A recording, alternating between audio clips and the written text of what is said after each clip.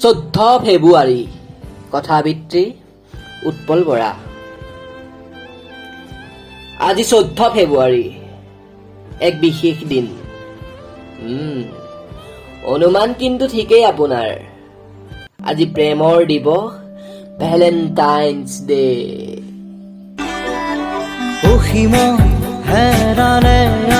নানা ৰঙীন ফুলৰ কলিলৈ বহি আছে দেশৰ সকলো কোণে সকলো দিশত ফুলৰ বেপাৰী। হৌৱা হৌৱা হৌৱা শুনিছো সীমান্তত গুলীৰ শব্দ। খং উজাৰিছে হয়তো খং উজাৰিছে বন্ধুৰ স্মৃতি বুটলি ভাৰতীয় সৈন্যই। প্ৰতিশোধ প্ৰতিশোধ প্ৰতিশোধ প্ৰতিশোধৰ দাবানলত আজি চোন দেখিছো তেজত পিৰণি জাগিছে। শ্বহীদ মাতৃৰ উকা হৃদয়ত বেদনাৰ বিষাদৰ বোজা।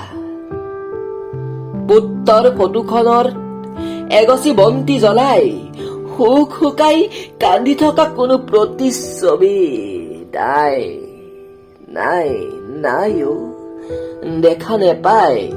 প্ৰেমত অন্ধ হৈ ভেলেণ্টাইন্স ডে পালন কৰি থকা কোনো অন্ধ প্ৰেমিক প্ৰেমিকাই শ্বহীদ পত্নীৰ মনৰ ব্যথা। ল'ৰা ছোৱালী দুটাৰ ভৱিষ্যত বিচাৰি আজি অকলশৰেই জীৱন যাত্ৰা। সেই যে অভিশপ্ত দিনটো আজি হল সাধু কথা। পুলৱামাৰ ঘটনা।